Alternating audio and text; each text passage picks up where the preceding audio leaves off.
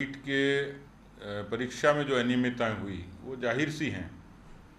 उसमें प्रत्यक्ष को प्रमाण की आवश्यकता नहीं है। बहुत बड़े पैमाने पर दोनों पारियों को मिलाएं तो 25 लाख विद्यार्थियों ने शिरकत की, लेकिन जो अनियमितताएं देखने को मिली, ऐसा लगता है कि राजस्थान अब नकल में भी प्रथम श्रेणी में शुमार हो गया।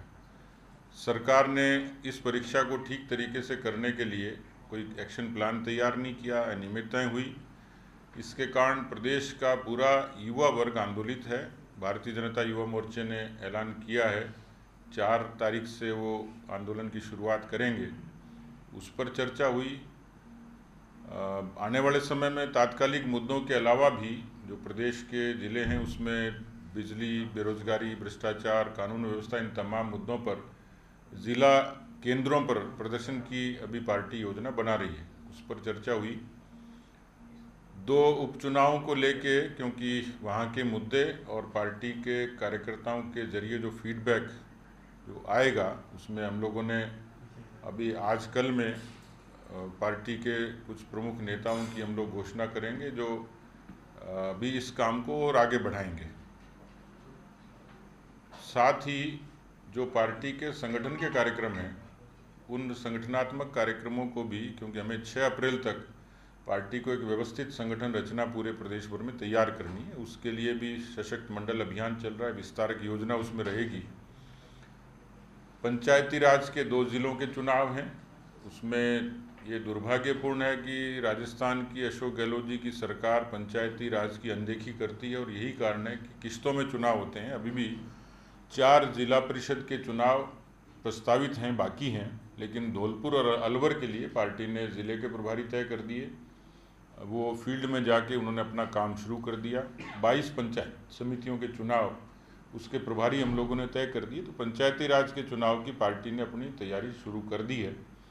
कुल मिलाकर आज की इस कोर समिति की बैठक में कुछ नेता कुछ कारणों से अनुपस्थित रहे। उन्होंने पहले अवगत करा दिया था किन्हीं के पूर्व निर्धारित कार्यक्रम थे, और कुछ लोग पहले से, अर्जुन मेघवाल जी उत्तर प्रदेश में, भूपेंद्र यादव जी मणिपुर के चुनाव में इंगेज हैं।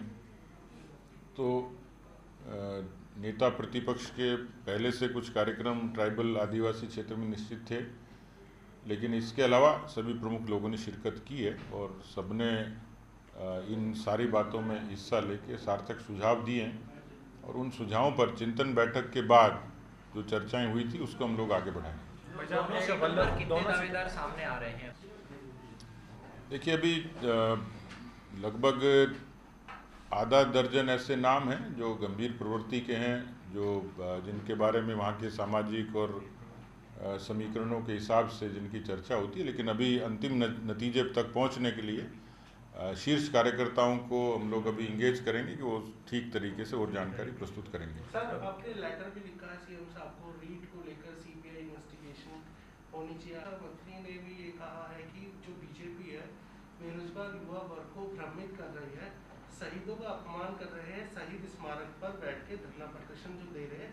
अगर कोई परेशानी है तो आप आइए, हमसे बात करिए, इस मैटर को टेबल पर डिस्कस करके शॉर्ट आउट करिए, बेवजह राजनीतिकरण ना करें। देखिए, वो उनके बयानों को देखेंगे तो कंट्राडिक्टरी, विरोधाभासी बयान है। एक तरफ तो वो कहते हैं कि आंदोलन नहीं होता, प्रतिपक्ष आवाज़ नहीं उठाता। राजस्थान के लगभग, मैं एक बड़ी संख्या आकलन करूं तो 50 लाख के लगभग लोगों ने परीक्षाएं अलग अलग स्तर की दी हैं।